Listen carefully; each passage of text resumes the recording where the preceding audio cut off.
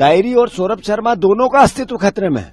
हमें शंका है कि कहीं सौरभ शर्मा की हत्या नहीं हो जाए, क्योंकि उसके पास राज है भारतीय जनता पार्टी और सरकार के। ये जो करप्शन 25,000 करोड़ से ज्यादा का इतने साल का हुआ, सारे मुख्यमंत्री, सारे जो परिवहन मंत्री, सारे अधिकारी, बीजेपी का संगठन, बीजेपी का अलग अलग प्रकार का सब लोग इससे जुड़े हुए हैं तार। तो सौरभ शर्मा जल्दी से जल्दी पब्लिक डोमेन में आना चाहिए और दिखना चाहिए पब्लिक कहाँ है ये। तो मैं समझता हूं कि कहीं उसकी हत्या नहीं हो जाए, इसकी आशंका जाहिर करना। आप नए नए संघों पे छोड़ के लोगों को गुमराह करते हो, कर्ज लेते हो, करप्शन करते हो, कमीशन लेते हो, और मध्य प्रदेश पे दिन आर्थिक और जो कानून व्यवस्था है लचर होती जा रही है, समाप्त होती जा रही है, कोलैप्स होती जा रही है, माफियाओं का राज होता जा रहा है।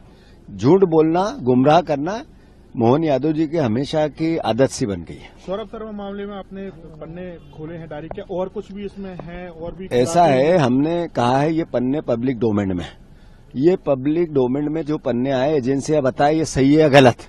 दूसरा हमने कहा है कि डायरी है तो डायरी है कहाँ, पब्लिक डोमेन में आनी चाहिए। फिर दूसरा सौरभ शर्मा कहाँ है, डायरी और सौरभ शर्मा दोनों का अस्तित्व खतरे में है। हमें शंका है कि कहीं सौरभ शर्मा की हत्या नहीं हो जाए, क्योंकि उसके पास राज है भारतीय जनता पार्टी और सरकार के। ये जो करप्शन 25,000 करोड़ से ज्यादा का इतने साल का हुआ, सारे मुख्यमंत्री, सारे जो परिवहन मंत्री, सारे अधिकारी, बीजेपी का संगठन, बीजेपी का अलग अलग प्रकार का सब लोग इससे जुड़े हुए हैं तार। तो सौरभ शर्मा जल्दी से जल्दी पब्लिक डोमेन में आना चाहिए और दिखना चाहिए पब्लिक कहाँ है ये। तो मैं समझता हूं कि कहीं उसकी हत्या नहीं हो जाए, इसकी आशंका जाहिर करता। महू में आप 27 जनवरी को बड़ा कार्यक्रम, राहुल गांधी जी, 70 साल तक आपने बापू का और बाबा साहब अम्बेडकर का अपमान किया, अब ये संविधान यात्रा निकाल रहे हैं।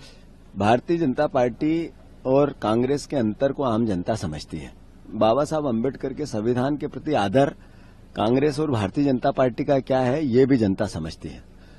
आरएसएस के जितने सर संचालक रहे, उन्होंने हमेशा संविधान और आरक्षण पर सवाल उठाए, ये इतिहास में दर्ज है।